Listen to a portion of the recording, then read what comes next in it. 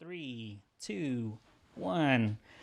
So, how's it going, everybody? I'm here with my friend Shannon. This is my first podcast or video podcast, and I don't know. We're just kind of doing it for fun, no expectations as I'm far the as first. like, Hey. yeah, you're the first.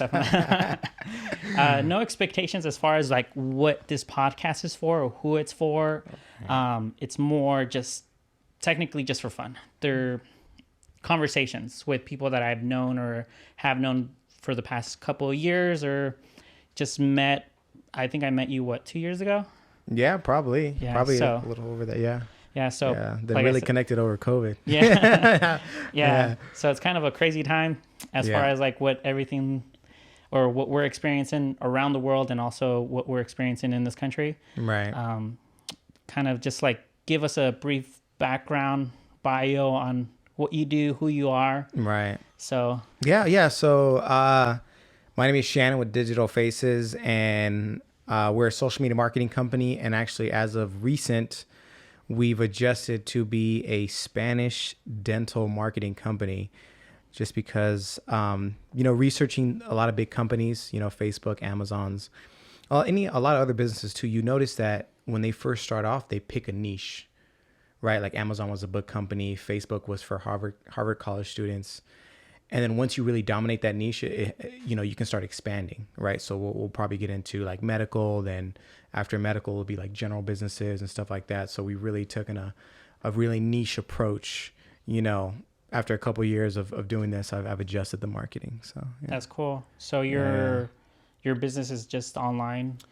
Yeah, online marketing, online social media marketing, creating your online presence to social media marketing. I mean, having video is a powerful medium and one of the most important. So we'll take, someone like you and your company and integrate that with someone's social media presence. So, hey, now that we have the video, how are we going to market that video? What's your goal? Do you want leads? Do you want more business, more awareness? And then create an overall plan and then get all the pieces together for that plan, Yeah, and So, was this yeah. something that you kind of foresaw yourself doing as far as like when you were younger, or how did it come about as far as like how did you actually jump into this type of market? So I mean, it's a bit of a story, but when I was a kid, I used to always sell, candy and stuff like that. So I was always a hustler in some kind of way. Yeah. So I sold candy, raked leaves, washed cars. But then I think like senior year, I was telling my stepmom, I'm like, I can't be selling candy like after high school. And plus there's like vending machines now. Like, what do I do? And she's like, well, you're always on Facebook all the time. Like, why don't you teach people how to use Facebook? Yeah. And I was like, okay, like, fuck it, like, why not? And I just like watched a lot of, ebooks about it, a bunch of YouTube. And actually Century 21, Doug Anderson was my first ever like client. And I just went up to them and I was like, hey, I want to manage your social media. And they're like, cool, like how much? I'm like, $35 a month. And they're like, cool, right? What year did you graduate? 2012. 2012? No, 2011. Yeah. Yeah. So Facebook was dominating? Facebook just came out with business pages. Okay, gotcha. Like, so this was like brand new. All right, like, gotcha. I think around there, like Facebook business pages were pretty new. Okay. And no one really knew what they were doing. Yeah, But, yeah. like that was my trial and, Yeah. and everything. And it just kind of grew from there. Yeah, I didn't really get into Facebook until like later on.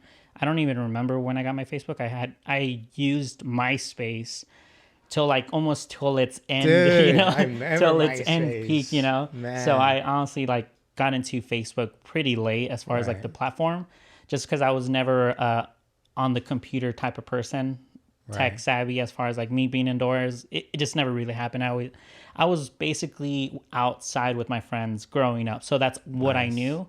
And then in high school, I was in sports. I did music, so I was never just indoors. So the whole social media thing, it kind of came later for me. So like, Yeah, in the middle. yeah. Let me ask you, when's the last time you logged into your MySpace?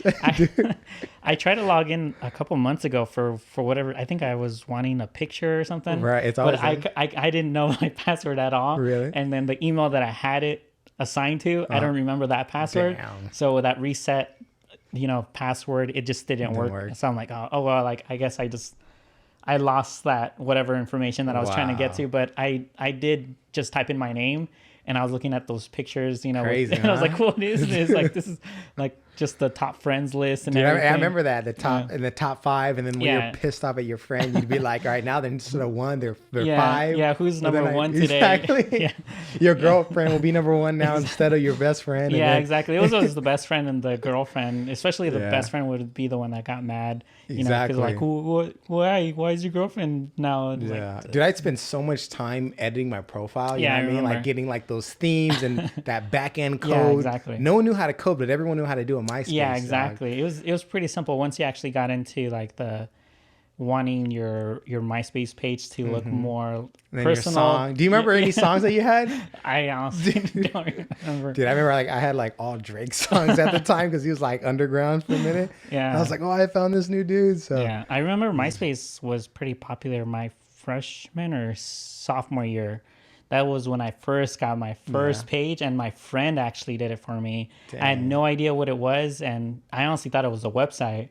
I was Right. so confused about it. He's like, "Oh, you don't have a MySpace?" I'm like, "No, like, what is that?" Like, and then when he actually did it for me, and I saw my picture, I was so amazed because honestly, I did, like I said, I wasn't tech savvy at all as far as Right. like on the computer, and he made it for me, and I saw my bio, and I'm like, "Oh, this is so cool! It's on the computer," and like I don't know, it looked nice to me as far as like when when I saw it, for the first Right. time. But after a while, I was like, everybody had one, and yeah, it just that was a kind of blew long from there. time ago. I was like, Yeah, that made sense. that's awesome though. Like as far as like technology goes, and the way that everything's advancing, did you kind of see it growing as what it is now? Like online platforms, like now we have TikTok, which is the newest thing. Right, right. I think I saw the potential in it pretty early on, and pretty much like you, I'm trying to get other people to see the potential. But honestly, even me, like sometimes I sleep on some social media platforms like TikTok. I was like, okay, I slept on it for a little bit, Yeah. you know what I mean? Now I'm kind of understanding like, okay, this is very powerful. So no one's immune to, you know what I mean? Like you always have to be a student, because even me being a social media guy, sometimes, you think you know everything. Every day is a learning process. definitely. Every day is learning. I think what I do is I just try to see what are the principles that will always stick around that I can apply to any platform. Yeah. Right. Like even like real estate. One of the things I really admire about top agents is they go out and hustle. And a lot of people in our industry, they like to stand behind a computer, Yeah. right? They don't like you said, they don't like to go outside Yeah. and like, shake someone's hand, introduce themselves, project, and have a nice posture.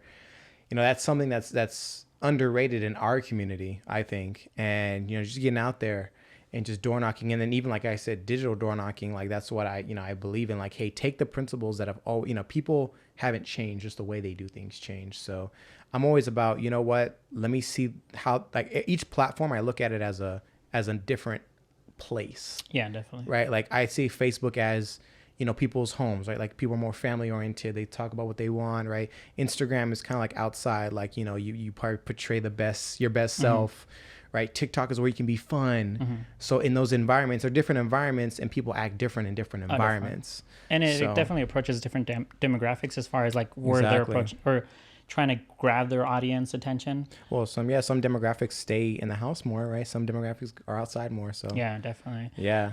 As far as the way that I see Instagram and Facebook is more business oriented for me, just because it's more verbal, like Twitter.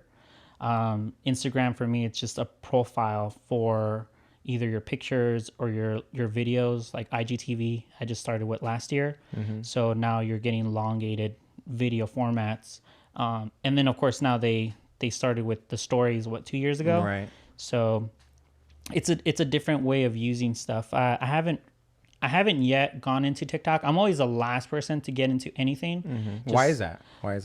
TikTok for me isn't really something that it appeals to my creativity. Just because it's more like it's silly, like you do like little stuff, like almost like a Snapchat. Right. And it just doesn't appeal to what I want as far as like what I'm giving out as information. Right. I think we had spoken about, I think descriptions on my Instagram and I don't like posting on my profile anymore. And the idea is now it's becoming more informative like the way that Facebook is now, just because now you have to write a whole description as far as like for your picture or your video. And I'm honestly, I'm the type of person that I am more visual, and I'm not going to sit there and read your quote. Yeah, it's a nice inspirational quote, but I'm not going to sit there and read it. Right. So that's why I'm using stories. And the other day you were all like, oh, I like how you're always using hashtag stay creative. That's so like unique. And I'm like, honestly, it was because I'm so lazy to write a subscription that every time that I post anything, that's what it is. You know, it's just a repetition of just like, I'm just going to write something because I need to write something, but it's not something that I thought about like, oh, this is going to be my brand. But that's the way that I see it, and the way that I kind of view TikTok, or the way that I view it now, because of the way that it's formatted and who it's formatted for. I haven't seen the potential use for myself. Like, I know, what's his name? Gary V. He's been on it, but the way that I've seen him use it is he's using it almost like his stories on Instagram. So he's giving that information, and that information is going to disappear. I don't even know how it works. Does it disappear in like 24 hours, or I don't think it disappears in 24 hours. I think it stays there. Yeah, but the way that he's using it, or the way that I've seen him use it, it's basically Instagram stories. Right. So I'm going to go to a different platform to use it the same way, and I don't see, that's the thing. Like, I don't see the necessity for that unless I'm using it because I'm targeting it to the audience that's on TikTok. Then that's why I would want to use it. Right. But as far as like the way that, you know, like the TikTok girls or whatever, the way that they're using it, I feel like that's how it's supposed to be used. Like, it's like very like youthful, silly, like just like little fun, I guess like story profile that you could just do unique stuff. I think they have like dances and like stuff that you could copy. Yeah, that's true. I don't see myself doing that anytime soon. So it's just you know what? I think one of the things that, because I'm the same way, like if I don't find a use for it, I will not get on it, right? Especially if I can't find a way to monetize it, right? I'm not on it. And maybe I do need to adjust this thinking, but one of the things that Gary does say, and the theory behind that is the older people follow the younger people. So for example, like, you know, younger people were on Facebook, older people followed, right? So I think, because I was on the same wave, but then I kind of, I listened to something he said, and he's like, look, I'm not on this just because the young people are on it. I just know that people with money follow the young people.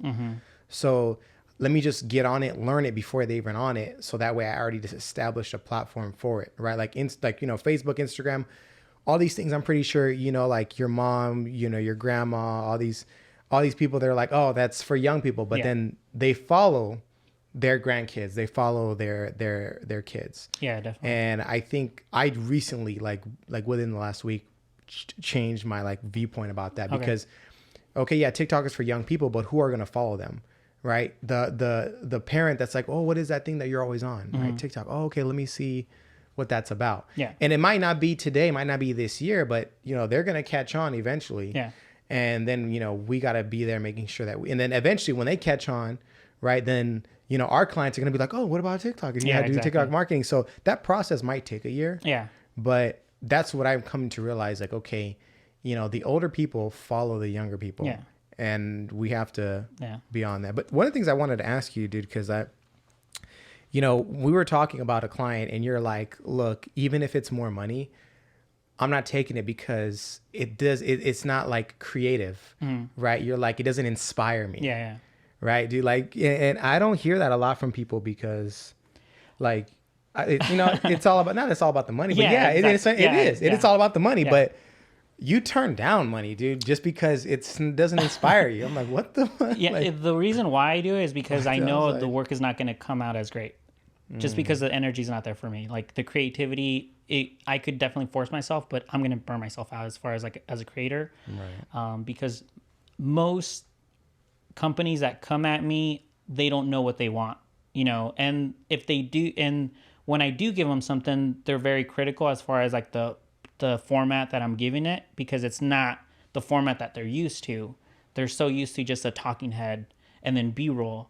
And for me, I've done it so much that I'm like bored. Like it just got really boring. So is that hence what this is about? Yes, this is technically my Where did this come from? This is just me, like I said, I'm being bored.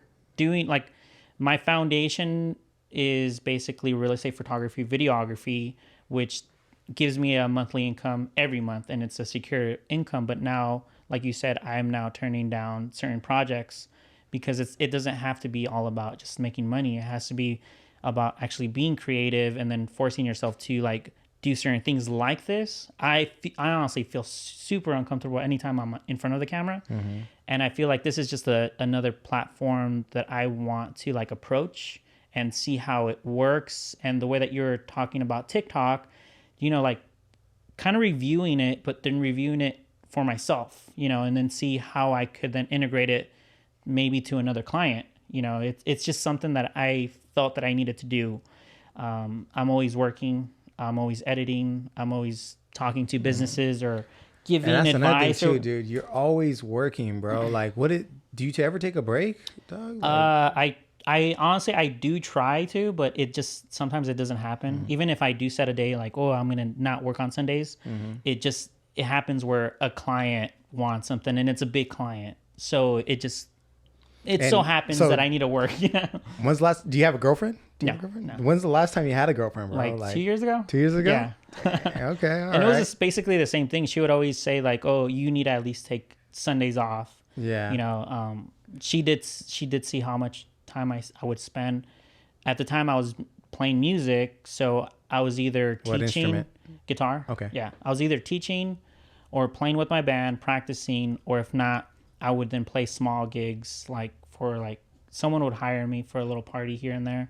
So it was almost like another platform that I was doing 24/7 just because I don't know if it's my personality or It's gotta be, dude. it's my worth. I don't know what it is. It's just like whatever I jump into, it has to like, it just goes everything. It takes over. Are you happy though? Yes. Okay, as far as like where I'm at, that's why I say no a lot. Right. That's kind of where I felt in the beginning. I was saying yes too much. And then I was saying yes, even though I knew the projects were going to be boring or weren't going to be the style that I wanted to be. It was just a learning curve for me. Like I wanted to learn how to do certain things, how to connect microphones and all this stuff. So they were giving me the opportunity to actually do those projects at a lower level, you know, production, right. But I was doing it to learn. But now that I actually know how to do it, I kind of want to do a higher end production. But of course, those clients are either, you know, like further in the future. And the ones that I used to do are kind of like, okay, I've done it already. There's a lot of videographers that could do exactly what I did before. So I'm not scared that they're going to take over as far as like within that platform. It's just more on my side. It's just like I need to be happy on the creativity side. So if I do stuff over and over again, it just gets really boring, and then I'm like, okay, I need to do something else. I need to find a different creative avenue for myself so I could keep pursuing what I want to do. And at this point, it's just more of just like I do stuff randomly. Like this whole videography, photography just happened out of boredom too. Like, dang, it wasn't. Okay. It wasn't something. Tell me about that. It wasn't something that I wanted to do from like. I never thought about it. Like I took photography in high school, but I was more distracted by the person next to me, which was someone in the class. That's why I was in it, you know. Right. And it wasn't really that. Oh, there's a camera. You know, it had nothing to do with cameras or photography or video. It was more of just like there was a girl next to me. You know?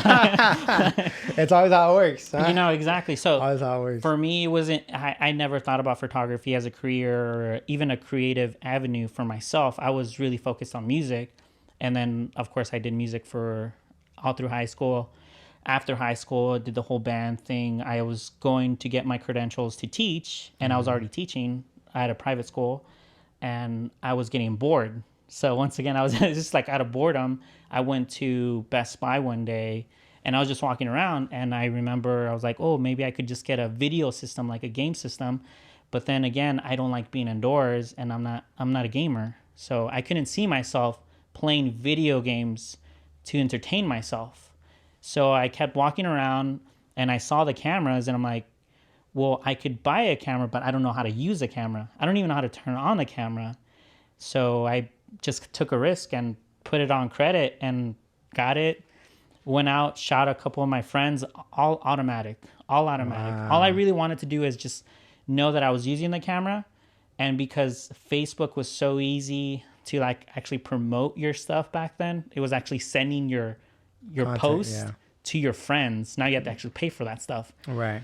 A lot of people were then asking me, "Oh, how much do you charge?" I didn't know anything. I was still using it automatic. I was like, I'm still a beginner. Right. Like I still have a kit lens and my camera's on automatic. Everything's automatic.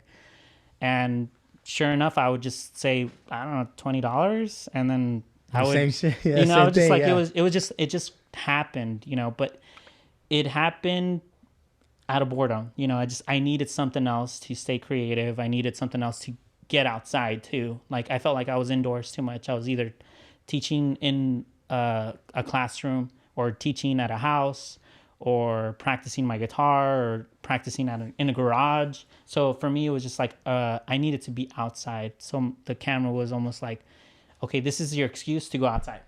Yeah. So that's kind of how I saw it. But it was never meant to be a career base. It just happened, you know. And I think that's what makes you great, bro. Like, you know, obviously I know a lot of videographers and stuff like that, but you know, you are one of the best, and I will put that on record. Like, you know what I'm Thank you. saying? Like, people underestimate your work, and then that's one thing I feel, especially after this whole thing happened, that the tide is changing with creators and online marketers and business people. Like I actually wanted to talk to you about this off air, but I'll talk to you about it now. I had this creator, this videographer that I barely talked to, but he hit me up. He's like, dude, I need your advice. And I'll tell you who it is later, but he works for like this big broker office. And he's like, look, I requested, you know, like higher pay, and they're just like, we can get someone cheaper. Right. And it's like, well, you know what I mean? And then, you know, a lot of these business people, especially in real estate, dude, let's just say what it is, like, especially in real estate, they make it seem like you need them more than they need you. Yeah. Right. Like, and there are way more of them than there are of us. But since we weren't brought up business-like, you know what I mean? Like, that's where they had the advantage. And I'm not saying had, but I think it's easier to learn the business than it is to learn the creativity side of online marketing. And I think the tide is changing now. And when I told this guy, I was like, look, the person who's not willing to walk away from the deal will always lose. Yeah. Something that I learned too. Like you said, if you're not willing to walk away, and you realize that, like, once you had that power to walk away, people are like, you know what I mean? Like, they start changing their tone. Exactly. And as long as, but you have to be good at what you do. Yeah, exactly. Right? That's like, you can't just be a Joe Schmo. Like, even for me, it's like, I got to make sure that I'm producing results. But when I do, I am one of the only ones that can do that. Yeah. So it's like, hey, do you want this or not? And I'm willing to walk away. Yeah. And I think that's what I want a lot of creators, people that do videography, photography, right, online marketing, social media marketing, graphics, web design. Like, if you are great at what you do, and a lot of people that are great at what they do, they're not great business people naturally. Yeah. Right? Yep. Naturally. Yep. But I want you to know that you have power and you have leverage, and don't let your clients or your prospective clients like mind fuck you to think that you're not worth what you're worth, because that will happen. And it's just business. You can't take it personally, because I did. You know, you think your client is your best friend, and they value, but then when it comes time to pay what you're worth, that's a different, you know what I mean? They switch up until you have that respect for yourself. Once you respect yourself enough to say, no, this is what my price is, and I'm willing to walk away because of it. Yeah. That's when like things are changing, and I'm seeing it now, you know, and that's what I'm seeing with you too. You're like, dude, you know, and I love that. You're like, I walk the fuck away. You know what I mean? Like, and sometimes you have to have those balls to be like, hey, I'm gonna walk away from this.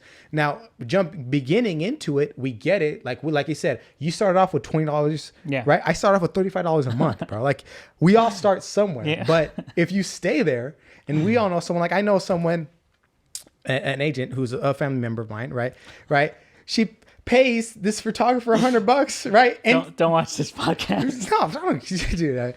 You know what I mean? They know who they are. I'm not saying, but like, I pay my photographer $100, right? And this dude was like an older dude. I'm like, what? Like you? And this dude, he's been charging $100 for at least the past 5 years. Yeah. And I'm just like, bro, Yeah. like you can get trapped in that mind frame because your clients are not going to be like, bro, you're worth more. Let me start paying you. Yeah, more. exactly. They're not going to say that. Yeah. You know what I mean? So I really wanted to put that out there for other creators out there that were like us, that are looking for a way. Like once you really, and again, this is once you get good, because I do think that the things that you went through as far as charging $20 your first video and stuff like that was a needed experience. Yes, definitely. But there comes a time when, you know what I mean? Hey, you got to put your big boy pants on because you're delivering more. Yeah, and you're investing in your equipment. You're investing in your time to actually, put it together. Exactly. The first time that I did a wedding was for my singer, and I started off doing, like I said, photography, like for $20, all automatic. 2 months later, she tells me she's going to get married, and she wants me to shoot her ceremony. Just her ceremony. That's all she said. She's like, oh, for a wedding gift, could you shoot my ceremony? I had one camera, nothing else invested, no microphones, no nothing else. I basically took it in as a challenge. I'm like, okay, instead of shooting just your ceremony, I'm going to shoot the whole thing, and I'm going to shoot for free. But that basically gave me that pressure to wanting to learn faster, because there's pressure in producing something for someone that I cared about. Wow. I love that. So I put that challenge for myself, and that's kind of something that I would definitely advise other videographers, photographers, anybody that's a creator. Challenge yourself into doing something that you're not comfortable doing. I never thought about doing weddings at all. She was the one that approached me and put that idea in my head to do weddings. Right. And I learned so much on that. I honestly didn't even know what formatting a SD card is.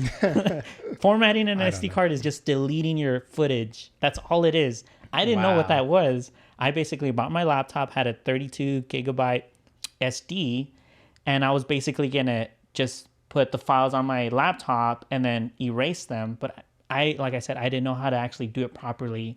I basically erased all the files from my laptop, thinking that the footage was erased on the SD card going into my DSLR again, but it doesn't. You have to format it on your actual camera for that data to be erased. So when I was shooting the first look, when they turned around, the camera said memory full. I'm not even joking. But what? Yeah, I'm not even joking. That's how new I was. I basically learned so much because of that pressure. But also in my head, I knew that if I messed up, there was no pressure as far as delivery because she wasn't paying me. Right. Her expectations as far as like what she wanted was just a ceremony. The ceremony was going to be shot. For me, it was just the pressure that I was putting for myself. So once they turned around and it said memory full, I basically pushed record again, and luckily it went back to recording, but it was only a 5-second recording where I got them just looking at each other. And on post-production, I made it look like it was on purpose, that that there was a blackout. I just made it look like it was on purpose. You turned shit into sugar. Right? But those are the things that I learned, and I learned really fast because I then, like I said, I had like 2-3 months with my camera, and I was initially just going to do photography. I was never thinking about videography yet. Wow. Like it was one of those things, like I didn't know how to use Final Cut Pro. I didn't know how to use anything. And I was just learning as I was going. And were you YouTubing stuff too? I was definitely YouTubing. Okay, everything cool. was all YouTube. And I remember, like, I think I had a friend that gave me Final Cut Pro, on a disc, or it was like on a bootlegged. Yeah. So like I learned off of that, but it was just one of those experiences that I'll never forget. Like all that stuff that I learned that day, and even how to charge, because I remember I spent the whole day with her and her now husband.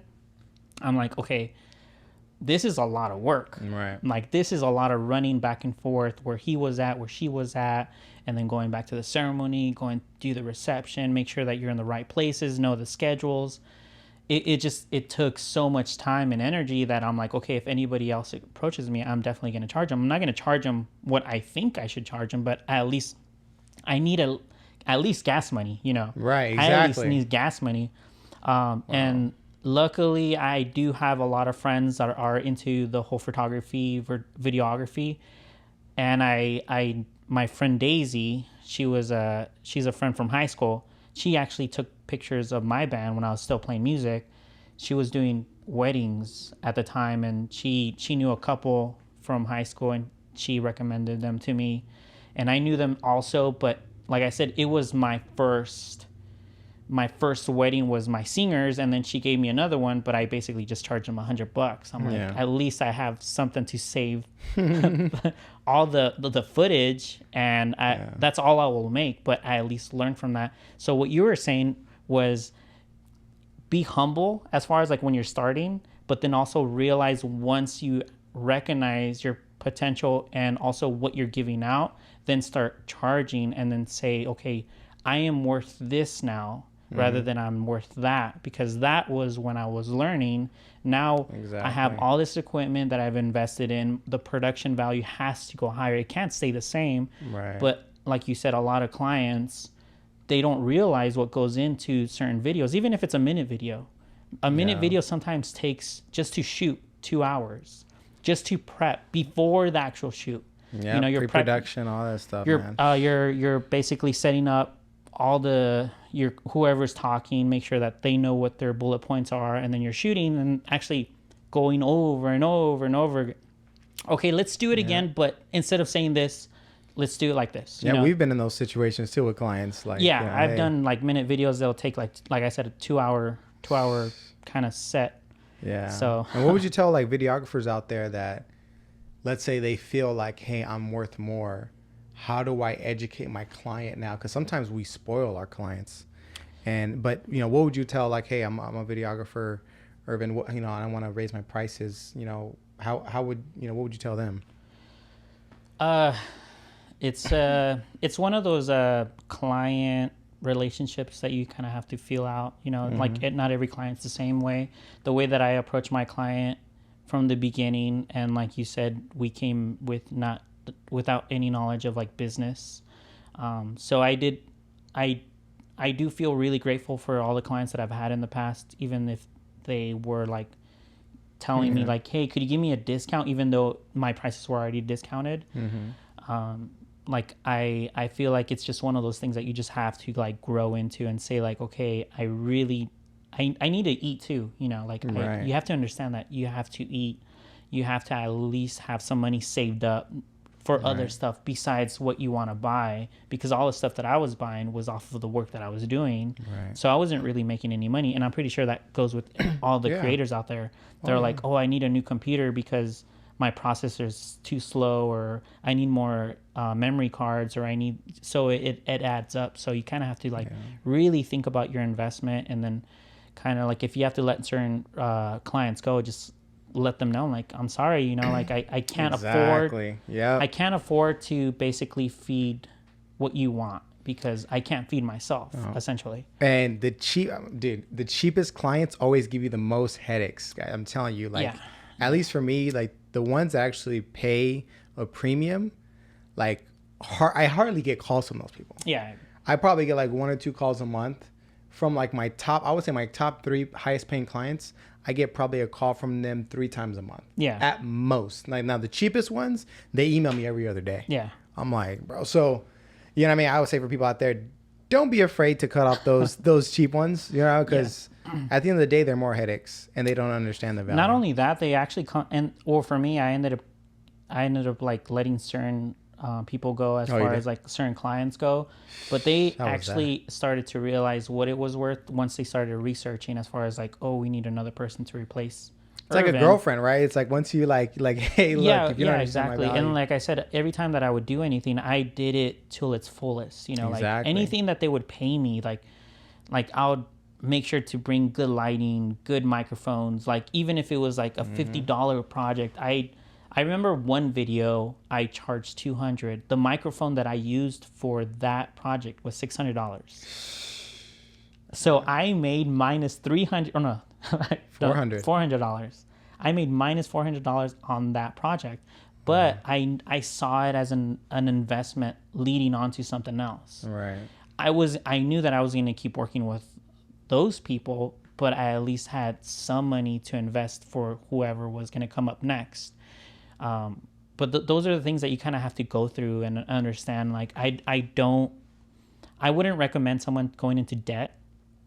I did put a lot of stuff that I own into credit in the beginning. Mm-hmm. Luckily, I was lucky. I could say I was lucky that I met clients that did see my potential as far as like a creator and realized it right away. Even if I asked for a raise, they did say, okay, yeah, let's give you more. Because isn't that the best? Yeah, and when they realize you always appreciate those people for the long run. You'll always remember those people. So I honestly got lucky. Like, I remember I put my camera on credit, my gimbal, and also I think a lens that cost $1,800. So that first year I was basically just making even.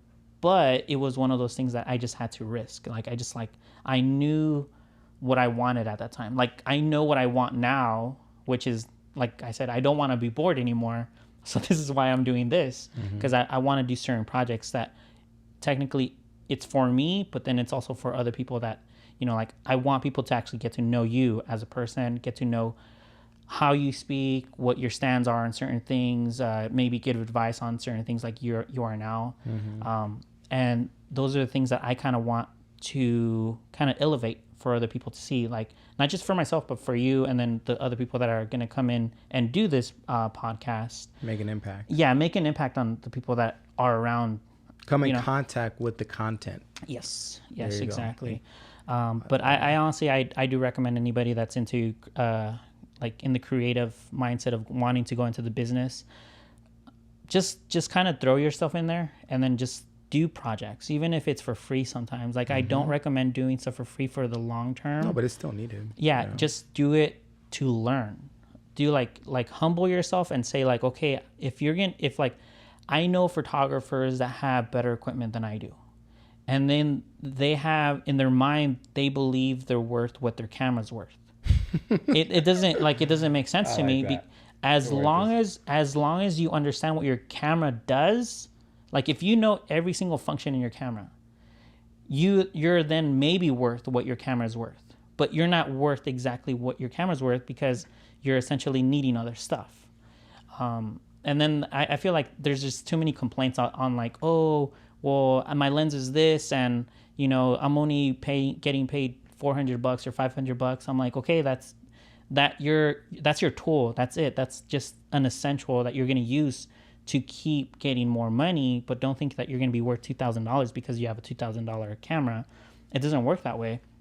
And a lot of people that, now that technology is so advanced now and everything's so accessible, I feel like there's a lot of hobbyists that come in and are oversaturating the market and now are basically making it harder for other people to actually get higher end paying gigs because they go in thinking the same thing, like, oh, I pay $2,000, $3,000 for this and that, so that's what I want to get paid. So they go get the job, they do a crappy job, and they essentially, that client has now a sour mouth on what a creator is.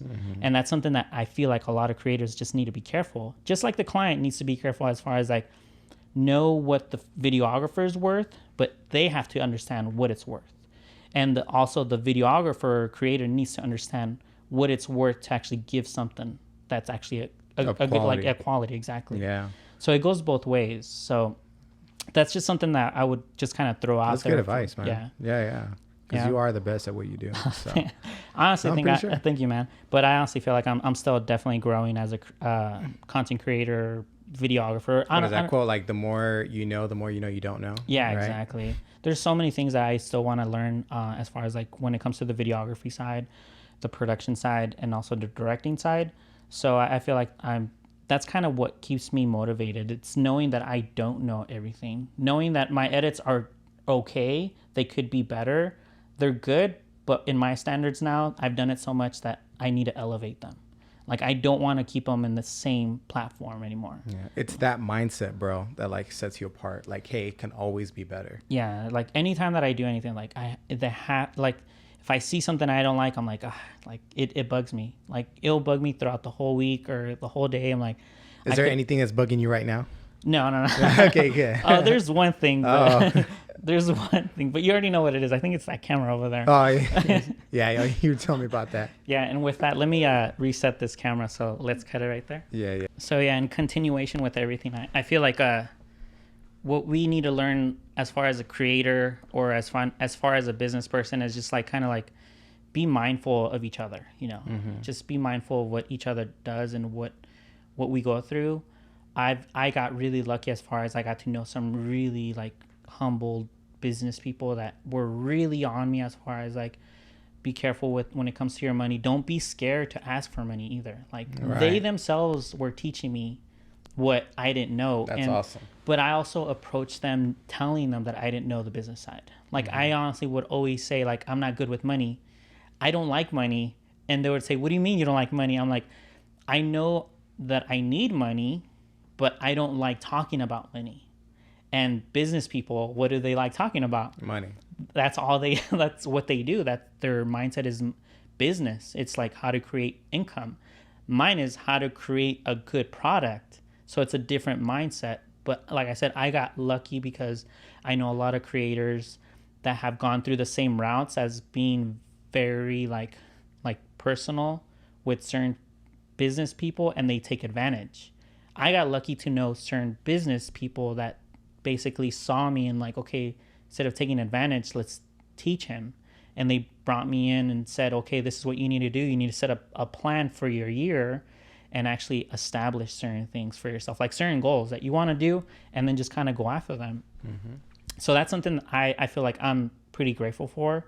Just like, I know that I got lucky in that sense that I got to know certain people that basically are guiding me. Even now, they're like a mentor. Like anytime that I need something, as far as advice, business advice, I know I could rely on them, and they'll always answer the phone, or I could just walk into their office and, like if they're not busy, they're definitely going to just talk to me like consultation. So I feel like that's where I feel like I got really lucky as far as like as a creator. Cause like you said, us as creators, we came in not knowing not the scent of like, I never knew that people did photography and got paid. And like I remember seeing photographers at weddings, but I didn't know that was their base income, like as a living.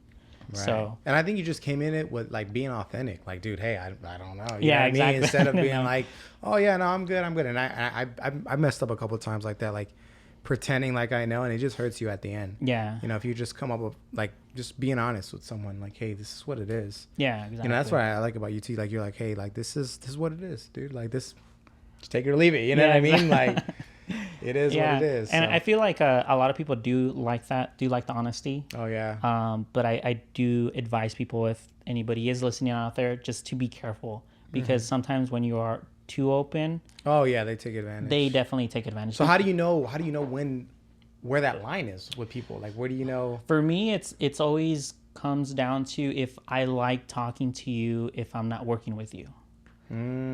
So if we actually have a conversation after we're done talking to you, I know I could then talk to you about other stuff, like more personal stuff. Millennials call those vibes. If the vibes are there. Yeah, the vibes are there. Yeah, and I've also had conversations with clients of mine saying, like, if you treat me as a friend, not as a business, you'll get more out of me. Because like the approach of me caring for your product is there like more personal, because I want you to succeed, rather than me just counting on that check or that income that you're going to give me. I'm thinking about, man, this could potentially have them grow in some way, like either for video, photography, whatever platform that I'm shooting for them. That's kind of what I want. It's personal, like I get attached to certain people, and I then start caring about them. So then I put more into those videos or those photos. So that's kind of how I approach my clients, and how I feel, certain people out, like if I could trust you or I cannot trust you. And I've met people that definitely have tried to take advantage, but I've basically had strayed away, like tiptoed away without having any disclosures as far as like them knowing, like I have even told, when I think it was like around the middle of the time that I had just started doing the real estate photography, my business basically grew, like, it just kind of grew out of nowhere, you know? So it was either I was going to keep my clientele what it was, like that certain number of clientele, or I needed to grow as a business but get people in. But at that point, I was thinking more just like, let me just keep the same clients and everyone else could find someone else. So that was my mindset back then. So I had a conversation with a new client that came in as a realtor, and I told him, if I like you, I personally told him, if I like you, I'm going to work with you. So if you ever hear from me saying, I'm sorry, I'm too busy, that means you rubbed me the wrong way. Ooh, you told him that? I told him that. Dang, dude. Yeah, I'm serious. Like, I was already at a point where I could then choose my clients. But I wasn't making a lot of money. Right. It was just my mindset at that time because I was overwhelmed with work. I was doing the editing, shooting, everything. So I either had to not get more clients because I knew I was going to get even more overwhelmed and I wasn't going to want to do it anymore, or I had to basically just set myself to like a clientele that I liked, and that's it. So already the clients that I had, I liked already. Like, they became friends. Like, I was going to their houses, you know, family stuff, you know, like I became friends with the clients. So I liked that. Mm-hmm. So when anyone else was coming in, which it was this guy, this realtor, mm-hmm. I basically told him from the beginning, I'm like, I already have this amount of clientele. I'm not looking to get any more clientele. If you're going to become a clientele of mine, I either have to like you or I'm not going to like you. But I'm not going to tell you that I don't like you. I'm just going to tell you I'm too busy. So anytime you text me... And how did they take it? He just kind of just looked at me. He's like, oh, okay. You know, like, he like thrown back kind of thing. Right. He's just like, I think he just said, oh, okay. You know, like, oh, that's cool. But like, a lot of people do like that honesty though. No, yeah. And it was one of those things, like, even now, like, I'll say no to certain clients. And they're like, oh, okay, no worries, man. You know, but they already kind of know me already. From the beginning, I'm a very honest person as far as like, even when as a creator, if you tell me something that I don't like, I'll tell you right away that it's not going to work, because you have to trust the creator. I'll definitely tell you why it won't work and what we could do to make it better, to make it work. But there are certain clients that are so hard-headed, and they'll just tell you like, no, this is what I want. This is what I need you to do. And this is how it needs to look. This is the type of music I want. And even though it's not copywritten, you know, like, they're so hard-headed that those are the clients that I don't want to work with. I'll let you go from like, not even like the first meeting. I'm like, okay, I have another friend that does videography. Let me call him. Yeah. You know, like, let me see if he's willing to do it for the budget or the amount that you want to offer him. And I'll simply say, I'm too busy. And if you hear that from me, it's either you did something, or in reality, sometimes I am too busy. But that was back then though. So what about that last shoot you said you were too busy with me on? That because you didn't offer me food. That's awesome, dude. Yeah, but the reason why I basically wanted you here, as far as like in the podcast, is because we've had conversations like these. Man. Yeah. It's usually after, you know, the projects, you know, after the video shoot, we'll talk about a lot of stuff, you know, like, just because I know you're around my age and like we're young. And we started like, basically we just kind of came in not knowing what we were doing. And you know, I want to tell you something too, dude. Like, now that we're on this podcast, like, before I knew you, I was intimidated by you. Oh, really? Yeah, no, I never told you this, but I'm going to tell you this now. Because like, I was at a crossroads when I think you started, right? Because I was like doing online marketing. I was also doing like some video for some clients. And one of my clients was like, oh, I like what he's doing. Yeah. Right. And like, my initial thought was like, oh, like, F that, right? Like, my initial thought was like, oh. But then I had to like realize, what am I good at? You know what I mean? Like, like, a part of it was because like where I come from, you know, like my uncles, my dad say, never be a hater. Never want to be a hater.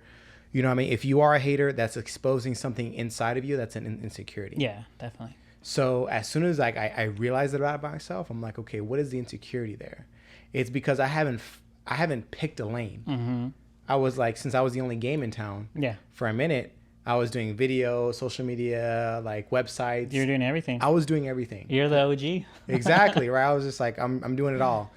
And when you're doing everything, you're not good at anything. Yeah.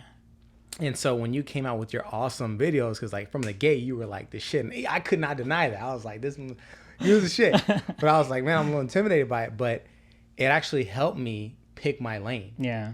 And once I started, and it took me a minute to pick my lane, but once I understood that, like things became much better. And like now I wanted someone like you, because I'm like, okay, I need great videographers to complement what I'm doing now. Yeah. But when I first like met you, dude, I was like, fuck, you know what I mean? Like, damn, this motherfucker's good. You know? But it's, you know, it's that crab in a bucket mentality if you're not great at what you do. Yeah. So, you know, and now that, you know, you are here and you know, I'm so glad that we were able to connect the way we were. Yeah. You know, it's just like, man, we have so much in common that I didn't realize. And I just loved your work, and I'm like, dude, I want that a part of me now. Yeah, you know exactly. what I mean? So thank you. I never told you that story, bro. But I figured, why not tell it here? Yeah, right? Exactly. That's technically what it's for. You know, free for all as far as the conversation. Kind of exactly what I want for this. Like, I want there to be like pure honesty as far as like whoever comes in. Like, I don't want there to be any like disclosures as far as like, oh, we can't say this, we can't say that. No, like whatever you want to say, definitely put say it out there. But then I definitely appreciate that, man. No. And I definitely have heard about you as far as like when I first started too. Right. Because I came into the office. Yeah. You know, without saying the title of the office. Yeah. We came into the same office, but you came in first, and I was basically going in. Like I said, I was more in the mentality of photography, and I was only doing the headshots. Right. Like that's what I wanted to do. I'm like, I was in a band still, and at the time I was already doing the weddings, but the next thing I was like, oh, let me see if I could do headshots. You know, that was my next level of wanting to learn something. So I'm like, who needs headshots? You know, so business people. So I asked my friend's dad. He worked at the same office. He introduced me to some of the people at that office, and I think you were already there working, but I never saw you or I never met you. I was working with one client at the time. I used to work there, but then when I quit and then worked with that one client, like, you know, I was gonna work with more too. Yeah. But yeah, I just realized like I was already getting stretched out super thin at the moment. And then, you know, you came on the scene and we were like, man, this is gonna you did take everyone's quality to the next level. I do believe that, like, your quality took everyone else's stuff to the next level, because everyone's like, okay, this is the top. Now I need to race to the top. Yeah. And it did force like everyone to step up their game. Yeah. You know, I think that I do hope that it did. Especially in the AV, if not LA, like, because you know what I mean? Yeah. Oh, I have no idea if it did or didn't. I thank you so much for the compliment. No, for sure. Like I said, I came in just wanting to do a certain type of photography. And I met, you know, one of the owners at the company, and they asked me if I wanted to do videos. It wasn't maybe 4 months later that they hit me up for those videos, and I started doing it. Within that time that I was doing those videos, I basically then ran into your client. Yeah. We love you. We do. They'll hear this.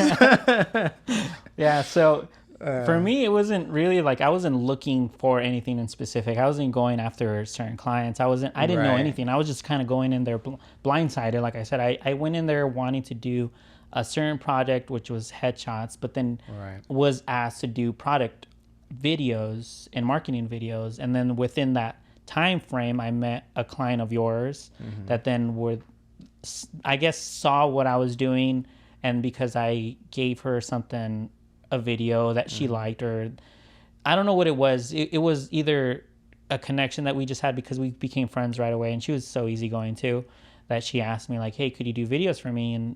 And for me, like, I didn't know who you were. I never heard your name.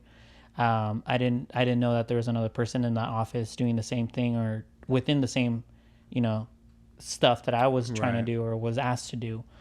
And then just kind of just like, I basically said, yeah, whenever you need me, use me. You know, that was it. But it was more of I want you on a contract. So that's where my whole my favorite word. And that's the thing, like because I think if I was in your position so early on, I would have taken that contract. Just because I was scared, like, oh, shoot, like this, like, did you know right away, like, hey, I'm going to blow? Or did you just take faith, like, I don't want this? Like, that's where I'm like, where did you get the balls to do that? Honestly, early on? I can't say for sure what it was. I didn't know that it was going to grow as quick as it was going to grow. My biggest fear was that I was going to get onto a contract, and basically her expectations for me were probably higher than what I thought at the time. And it was probably insecurities, to be honest with you. It was probably the idea that maybe if I do get on a contract and she doesn't like what I do, maybe she's going to fire me right away. And that goes my whole, spiel as far as like my whole production value. Like at the time, I valued myself what I was getting paid, because I had the opportunity to learn, but I didn't know that people actually liked it a lot more than what I liked it, Really? So Yeah. I think people saw my stuff a lot better or in a different viewpoint Than what you did.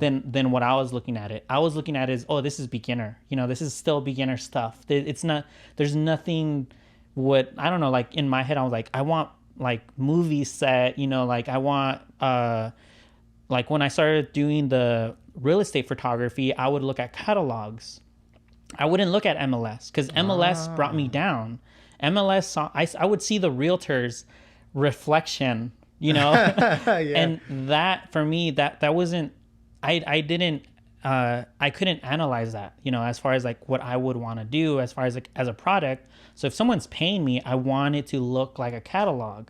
But there were so many photographers already doing what I wanted to do, but they weren't approaching it the same way. They were just like, oh, this is an easy paycheck. I could just have a nice camera once again and then charge whatever I want. And then drone photography was so new back then. They were charged just for drone photography was $400. And everyone was basically giving them that money with the terrible quality that they were giving. And I came in thinking, well, I want to learn everything as far as like, I want to learn it the way that I want to see it on a page, So I think it was more insecurities, if anything. I can't say that I didn't take it because I saw myself like, like, oh yeah, this is what I'm good at and I know I'm going to grow. Like that expectation wasn't in my head. I think it was more insecurity as far as like, I don't want to say yes and promise something and then fail. Like, I think that was my fear. Okay, that's interesting. Wow. Yeah, but like I said, luckily, like out. people liked my stuff a lot more than I liked my stuff. So because of that, I basically grew without a contract or without any contracts. Right. Once I did start to see the initiation as far as like people asking me for like, let's do exclusivity contracts, like that was the first one. And I said no because of that. But once I then started getting asked by other offices or other people, it was more of like, oh, maybe there's something here. Maybe I shouldn't say no because now I'm not going to grow, for everyone else to actually get to know me personally as a videographer or photographer. That I kind of saw it then the way that you see it. Like you have to allow yourself to kind of like, you have to allow people to see you. Like the way that you work. And if you're under contract, you can't expose yourself to them because you're under contract. Right. You're under that exclusive contract that you're not allowing yourself to branch out because that contract is basically saying you can only work for me and you can only market for me, you can only post for me, and that's it. So initially it was more insecurities. And then later on, it was more of the way that you saw it. I was like, okay, now people are actually noticing what I'm doing. And I do see the potential of not being an exclusive contract. Right. Yeah. So I don't know, like as far as like the way that I met you, I just heard your name. I never saw you in person. I heard your name like, oh, Shannon. I'm like, who's the Shannon? I'm glad my name's being out there. I didn't even know. Yeah. I was like, oh yeah, Shannon was the guy. And I think you had called me once, to like, for that same client. Right. Yeah. Like, and I initially at the time told you that I couldn't do videos for you because I wasn't thinking about doing that type of video. Right. I was doing more event videos because that was my background at that time. I was doing more weddings, ceremonies, all that graduation stuff. So when you had called me and you had asked me like, hey, I will pay you this if you do this for me. And in my head, I wasn't thinking about, oh, I'm going to say no because he's a competition, because I didn't really know who you were. It was more of just, this is something that I'm not even thinking about doing, because in my head, it was just something that just kind of came up Right. all of a sudden that I was like, oh, maybe it's just like a couple of videos here and there, and that was it. And then I'm going to go back to doing weddings. So when you approached me, it was more on that. I was like, oh yeah, I was Nice. like, It was good to know. Yeah, it wasn't me, but yeah, dude, that's good. That's good. I mean, I think, and I think it worked out great. And like I said, with this COVID thing, we kind of, I'm glad you said yes, and we just ended up connecting even better. Yeah, So, definitely. I'm a big believer in things happen for a reason, and I'm glad they did when they did. And Yeah. dude, I mean, I think it spawned a new relationship. Yeah, so. definitely. And I'm always the type of person that I'm definitely willing to work with other production companies or marketing companies. I think when you had called me, what was in the late March or early April? Yeah. You had said that your videographer wasn't wanting to go out because, the restrictions and all that stuff. But I had asked you about the project. I'm like, how many people are going to be there? And you're like, me and the client. And I'm like, that's 3 people, that we could definitely have distance, as far as like we're not in a group setting. Yeah, we still have social distancing. Yeah, exactly. So we're still applying with those rules, So in my head, I'm like, I'm not going to live in fear, as far as like what it was. Like I was being cautious, but I'm not going to stay indoors. Right. Because like nobody knew what it was at the time. We still don't know exactly how like everything that. I'm like, now is it taking a halftime? Because everyone's forgetting about exactly. it. No, everybody just everybody's outside now. But at the time, I just basically just took it as like, you know what, like you asked for help, and who am I to say no? Like if someone needs it, and I do have the time, and I basically told you like, let's set up around my schedule and let's see if your client could work around it. And you said yeah, and I'm like, all right, let's do it. Yeah. So and I appreciate it, man. Like you were a lifesaver, and you even taught me more on how to direct, because I love doing that, dude. I don't know why. Like I love directing. I love like orchestrating everything and like putting the pieces together. With anyone's online marketing strategy and the video, and you telling me, what, make sure your clients take you seriously. Because every time like they would mess up, every time that they would forget the lines, or I'd have a call with them, and like we would spend an hour like, okay, what are we going to talk about? Let's spitball ideas back and forth, and we'd spend like an hour and a half sometimes going through ideas. And once we finalized it, and we got to the shoot, they're like, what am I saying again? Right? Like, right? And I'll be like, oh, it's okay, and you teach me like, no, it's like, take it seriously, and don't just smile and laugh every time they make a mistake. Like no, take yourself seriously so they can take you seriously. That helped me out so much, bro. Like I was just like, and I even take that to this day. Like, hey, no, did you forget your lines? What's up? Like we're on a schedule, and now I say, hey, I'm paying this videographer, and you know what I mean, and it's on his dollar. Exactly, it's on his dollar, and he might even charge me more if this keeps taking long. So like now I'm more serious about it, and now they take it more seriously. And I just found, I'm passionate about it, and thanks to you for teaching me that. Yeah, definitely, dude. man. That anything that I could valuable. do as far as for any creator, any content creator, any photographer, videographer, because I do get a lot of messages from people that are wanting to kind of get into this, but don't know how to like actually get started. It's my thing is like your success is my success, as far as like I think that too. Like I don't want there to ever be like competition as far as like, oh, Shannon took my client, or that kind of thing. It's more like, oh, they probably approached Shannon because they probably liked his person more than mine, like his personality probably suited that that business or whatever you were doing with that. So my approach is like, there's so much work out there, like and I think that people got to realize that too, and even I had to realize that. And also, no one does the same thing. Even if we both did videography, we would do it so differently. Yeah, exactly. And at the end of the day, even in the online marketing space, there's so much to do. There's video, there's websites, there's social media marketing strategy, which I think I'm really great at, right? And there's so many different fields in online marketing. It's such a broad thing that I think everyone can have their niche, their what they're great at. And if we come together like Voltron, you know what I mean? Like at certain super projects, right? It's like, hey, I had this big project. I need the best videographer. I need the best graphic person. I need the best social media strategist or director, like boom, to put it all together. And, that's one day, and mark my words, like one day I'm going to have a big project to where I'm going to need like everyone that I know. Right, because I think I know how to talk to the creator and the person, because I understand kind of both worlds, and I think that's where the benefit was of me doing everything, is that I kind of know a little bit of everything, right? Like I know a little bit about video editing and that stuff. I know a little about websites and web design. I know a little about social media and graphics and you know, all these things, you know, I know enough to be dangerous, but I know and I respect talent when I see it on another level, like yourself. And it's like, okay, yeah, I mean, I can mess around with the camera, but I know I'm not a videographer. Yeah. I know that for sure.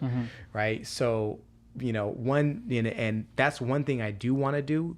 And I do envision is I want to have a big client, whether it be a big medical office, medical group, whether it be a personality, to where I can call everyone and be like, hey, budget is not an option, dude. Exactly. Like, you know, okay, cool. Whatever it is per video. Yes. Great. I don't care. Let's bring on board, and I can like just, you know, give you the vision, give them the vision, and just have it orchestrated, come together. Yeah. So that's one of my goals. Just let you know, like I'm going to have a big ass project to where, you know. Yeah. And I think it's something that I always kind of like approaching people like you too, because I know you have potential in doing certain things that it's not that I can't approach them either, but you have a different way of approaching them to getting those clients. Right.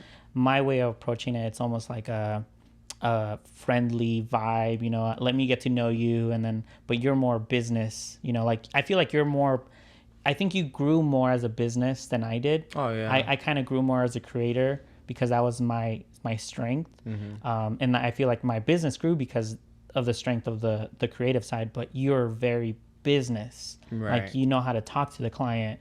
I know how to direct, and I know how to shoot, and I know how to edit. And in that aspect, I'm always willing to teach and, you know, give guidelines, because that's, you know, I wish someone would have taught me, you know, and like mentored me. Like I've had projects where like I was like, man, I have no idea how, and why is it going 3 hours when it should have been a 30-minute set. Right. So in order for me to like kind of like get better, like I had to teach myself and organize, and, you know, like, and those are the things that I kind of like brought into your attention last time we shot. Yeah, you did. But exactly what you said, I have the same vision too. Like everyone that I've gotten to know as far as creators, I do want to have at least an open platform for me to say like, hey, you know, I have this client, and, you know I'm really good at doing this, but I'm not really good at doing this or explaining this. Are you willing to join, you know, and forces? Yeah. And then basically elevate the market as far as like, I was talking about the hobbyists. There's so many hobbyists now that are saturating the market, and our value is devaluating because there's so many of us now. And those that are coming in over promising all this other stuff, they're basically saying this is what you're worth. So when I approach clients now, they approach me with what they had quoted them, you know, and then they get mad at me because I'm quoting them for in their head it's too high. But what they don't understand is that I'm going to give them a better product. Right. You know, but that's where I always say, like, let's just, you know, but like, you know what? I always tell, sorry to cut you off. I'll go for it. I always tell the client when they're like, oh, that's like a high price. Then I'm like, where does this piece of content fit in your business? If you don't know that, then you're not going to see the value. Yeah. Because if they're like, oh, because I had a client too, you know, real estate investor, like, oh, that's too high. Well, even if I did a couple $100 less, well, you know, would it still be too high? Like, in other words, a lot of people do social media because they think they need to do it. Yeah. Instead of, this is the role that it's going to play in my business. It's going to bring me awareness, and then I have the conversion, I have everything else in place. But if you don't know where this content fits, like I have a client that says, hey, this content is to educate and onboard my clients. So when I do have a new client, these videos are to educate them on how we work. Yeah.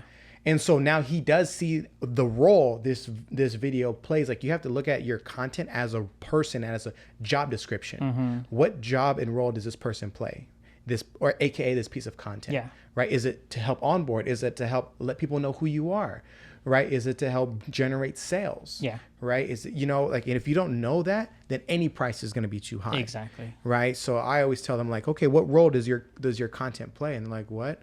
And half the time, they went to a social media class or conference, and they just, I just need to know I do social media. Then $300 is going to be a lot. $500 is going to be a lot. $1,000 is going to be a lot. $10,000, you know, it's going to be a lot because I just need social media, right? But if you're like, no, this is in order to bring awareness to my customer base, or to keep in touch with my customer base. Once you know what the role of this content's going to be, then you're going to know the value of it. I definitely agree on that. And as far as like the clients that I get now, as far like I don't do social media marketing like you do, but I do give advice as far as to my clients, because I just give the product, but they don't know what to do with that product. They don't know how to actually post it correctly. They don't know how to campaign anything. They don't even understand what campaign is. Like I'll ask them, how much money do you spend on your ads? I had a lady tell me $500, and I said, a month? She's like, no, a year. And I'm like, what? I know clients that make more than me, and I spend more on my own ads than they do. Right. But it's something that they don't understand, that Facebook or Instagram, technically they're still a free platform. Back then it was a lot easier to market yourself on Facebook, because it was the whole algorithm was completely different. So now they've changed it where they want that money too. Facebook wants your money. So if you do a business page, they're not going to send it out to your friends, even though they're following you, even though they're liking your business page. They know that you're going to pay for those ads. So you're basically having to understand that market value too, as far as like, where is it going to go? And I always advise my clients, I'm like, look, what it is now, it's still semi-free. What it is, it's a television broadcast. As far as like what television is, you could spend thousands of dollars on a commercial, or you could spend a couple $100s on your ads on Facebook. And you're probably going to get more views and more of a value on your Facebook. But those are the things that they don't understand. And those are the things that I feel like you're really good at, because that's kind of your revenue now. My analogy is, and even with our client, I always say, look, we need to have a great hamburger, like a great product, which is the video. And my job is to make sure as many people smell that great hamburger and come by. Right. So that's why, when we work together, I'm always like, okay, how can we position this to be a great product? Because my job is to make sure that this, like, once you hand it to me, my job is to run with it and making sure everyone else knows about it. Right. And it's definitely, it works hand in hand. Are we good on the recording, by the way? I heard like a click. We could keep going, but I could restart. Last 30 minutes. All right, cool. So, dude, I mean, we will be tone deaf if we didn't talk about what the hell's going on in our time. And I want to get perspective from you. First off, when this whole COVID thing happened, I love your mentality of like, look, I'm not going to let it scare me. I'm going to still abide by the rules, but still get out there. And someone posted that this second half of the year, we're going to see who was sitting on their butt and who was actually like hustling and working and readjusting during COVID. We're going to see who was like being lazy and who was like really getting out there this second half of the year. But what's your whole thought about this and your take on everything? As far as the COVID stuff, I think people just need to be cautious and have common sense as far as like what it is. Don't let it overrun your life or your lifestyle either. A lot of people are talking about staying indoors, distance this, distance that, wear your mask, hand sanitizer. For me, it's more just like take care of your body, health wise. Don't be drinking a lot of sugars, mentality, like really like try to get a lot of sleep if you can, or not a lot of sleep, but sufficient amount of sleep.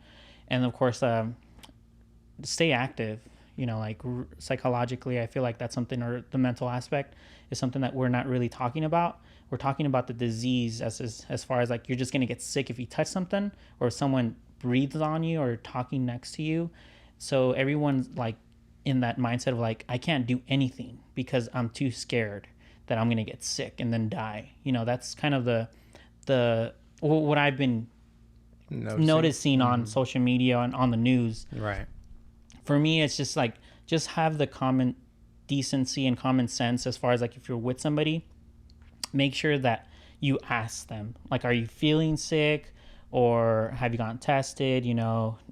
Just like, I don't know, whatever it is that you're doing, just have that common sense, but don't let it overrun your life. Right. Like as far as like your personal life or either your workspace. Right. I know of a couple of business people that basically didn't know how to adjust the first 2 weeks.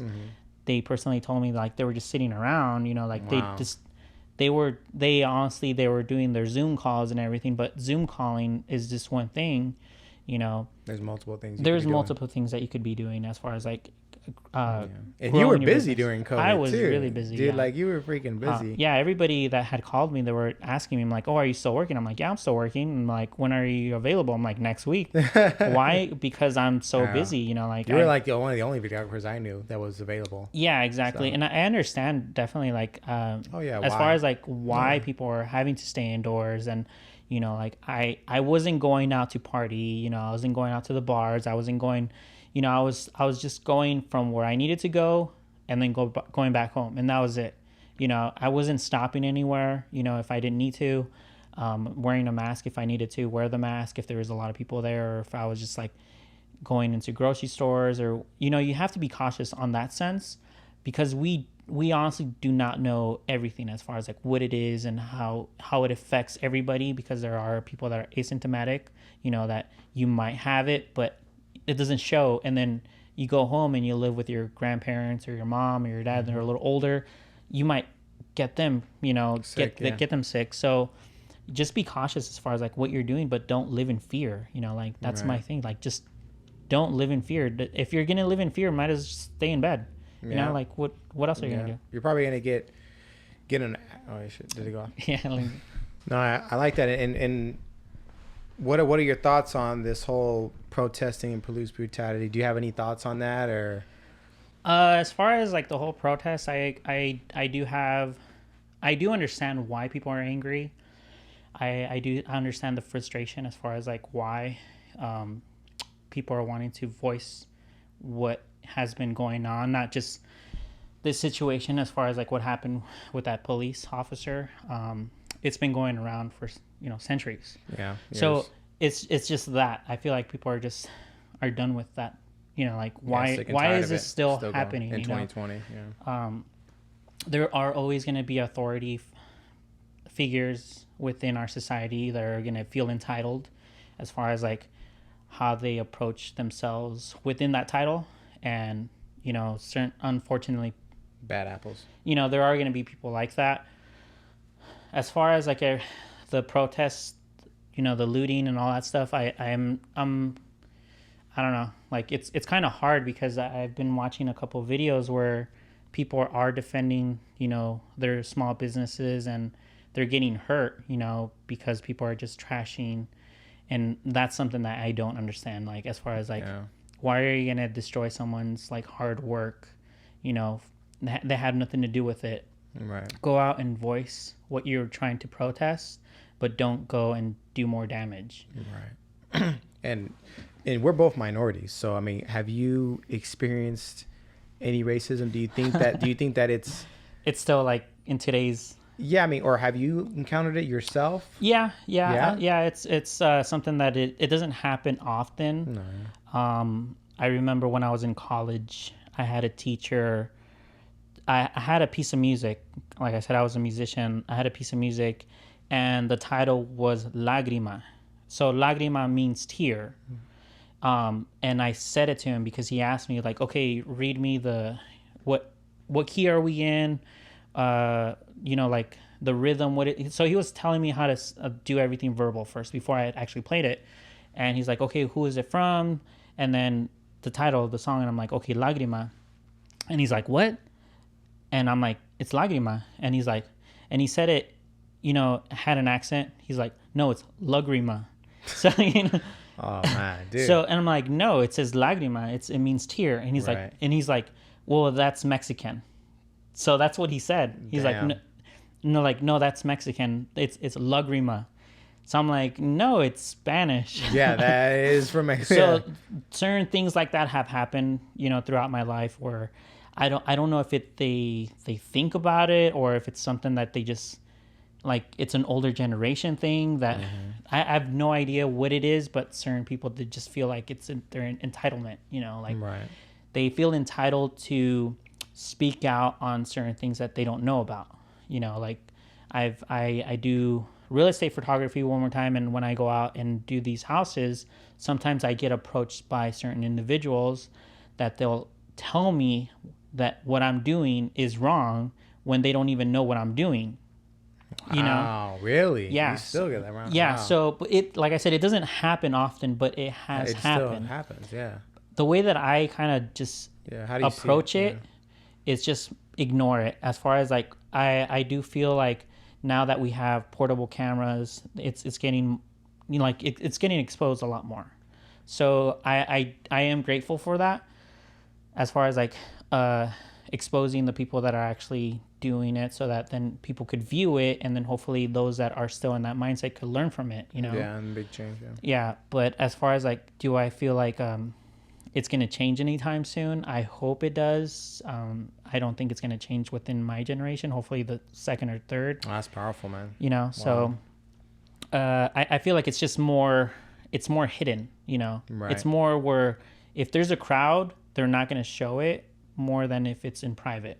So if it's just me and my camera and no one else, it's more than likely that they're going to voice that, what they really are, rather than if they're in a crowd and, you know, they're just going with what the crowd is, because they themselves don't want to be, you know, portrayed as that. portrayed as what like it a is. racist or something like that. Yeah. So how about you?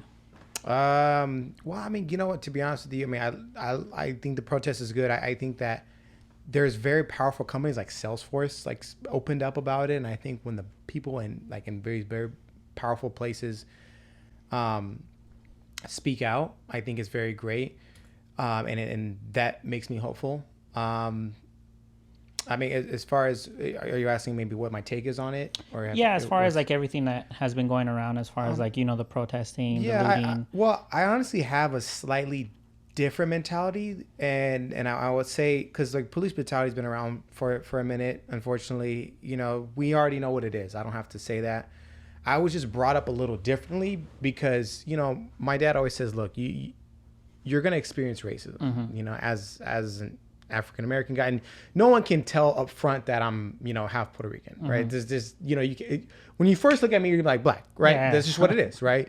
So, but my dad always told me this, because I loved business. I always loved business, and he says, look, Shannon, no matter your color, if you can provide a great service or something of value, right? The right business person is not going to care what color you are. Yeah. And especially if you're in marketing, if you can bring people more business, even some racist people will, you know, hide that and just say, hey, we're going to do business with them. And I always went with that model. Like, you know what, you know, maybe I'm going to be, you know, profiled. I don't know if I was or not, but it's only going to make me better, because I can't afford to just have a half-ass product. So I'm always of the sense, and I think that, yes, it sucks in today, but I think you can still, as a minority, get where you need to go, right? And accomplish what you want to accomplish, you know, if you you know, put in the work. Now, I've always, you know, when I get pulled over, I do get scared, you know, like that is a problem. That is a serious issue that needs to be addressed. And I know that there's like a blue wall of silence, as they call it, right? Where like when one cop does wrong, everyone has to say quiet about it. I think that's wrong. And at the same, and I love everyone who's speaking out about it. I think this is really great. On the other side, as far as people of color, I always want to say, hey, let's take a little more accountability with ourselves.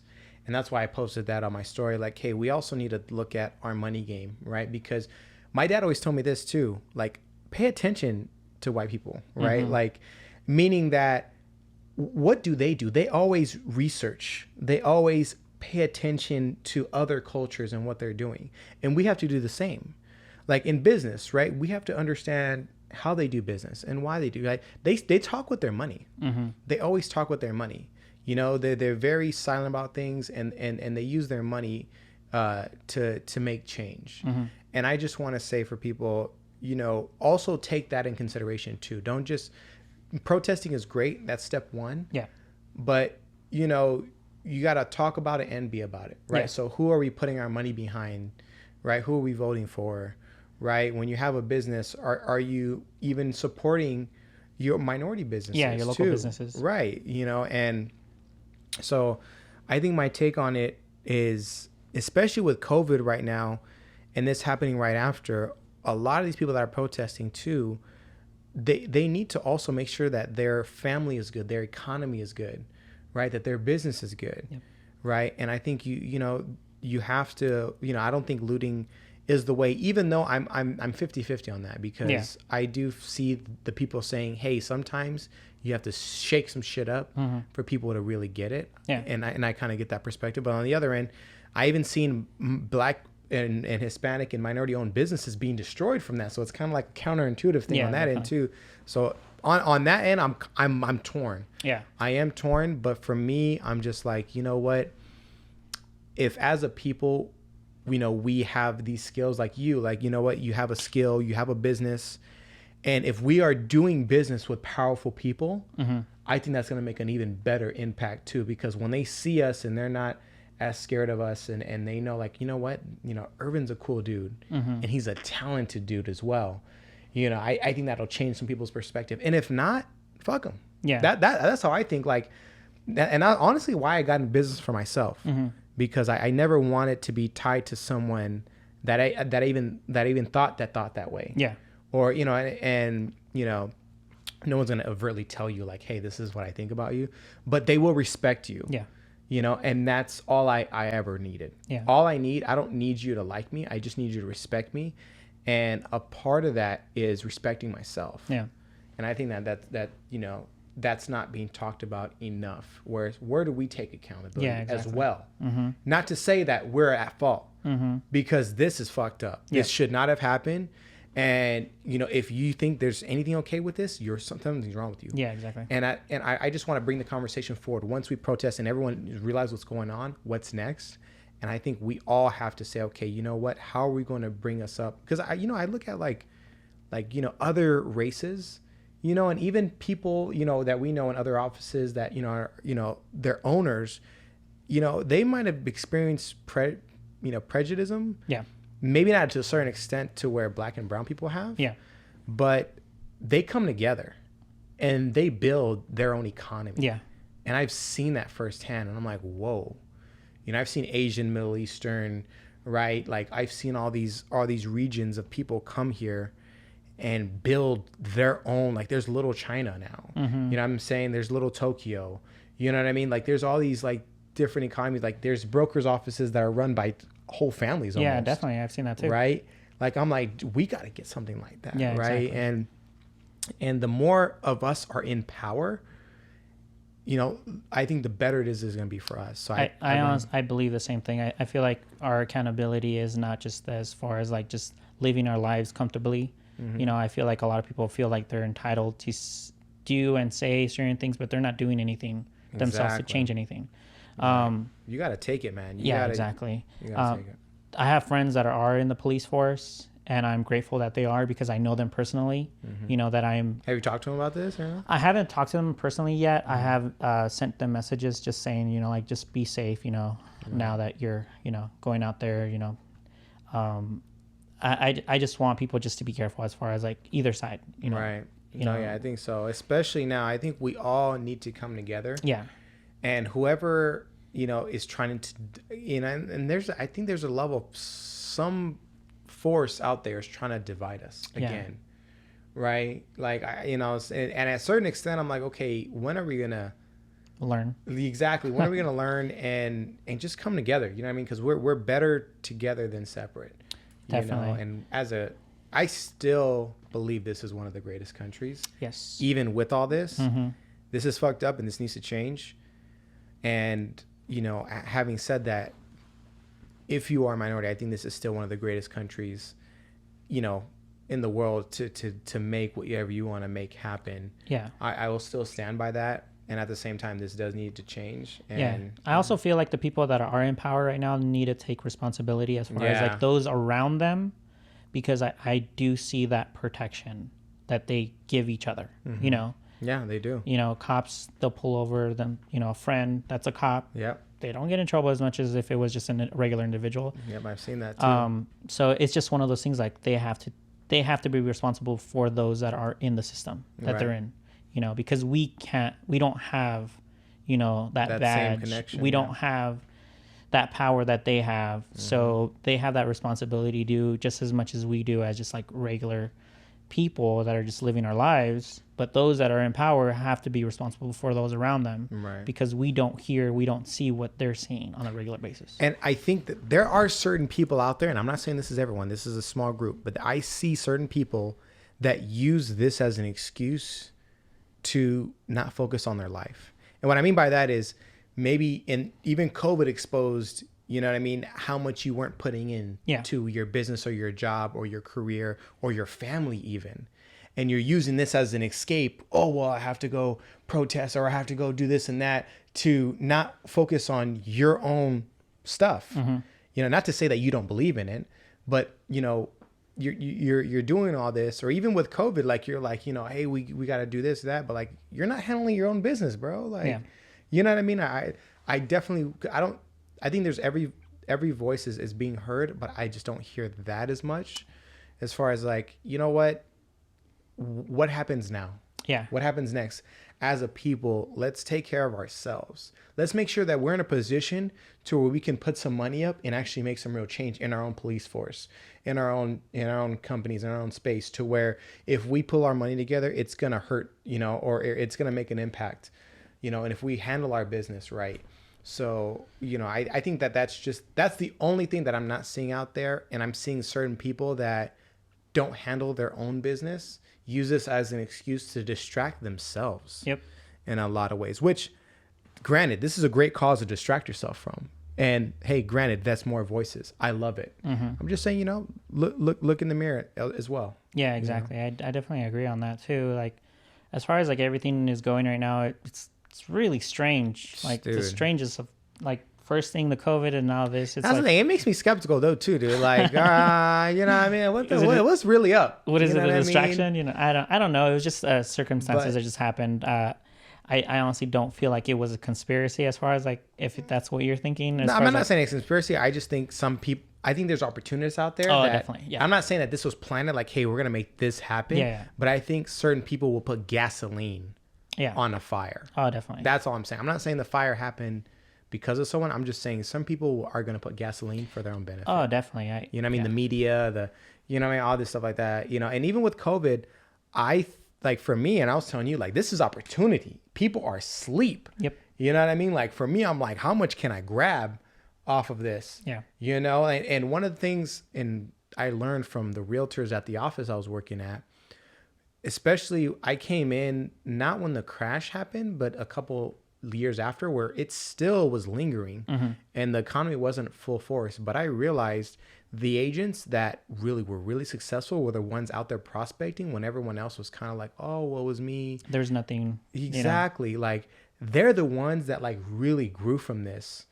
And when I saw that, I was like, the next time some dip like this happens, I will make sure. And, you know, you can ready. see, like, I'm ready and I'm working and I'm going to get out there and I'm going to prepare for this. So I was like, great. Everyone's distracted, you know, and I'm not saying that I didn't respect everything was going on, but once you saw the numbers and I saw that it was statistically killed less people than the common flu did, you know, at a certain time, you know, I'm not sure what the numbers are now, but once I saw it, I'm like, you know what, I'm going to take advantage of this. And yeah, like you said, still have social distancing, wear my mask, but I still had some businesses that were essential.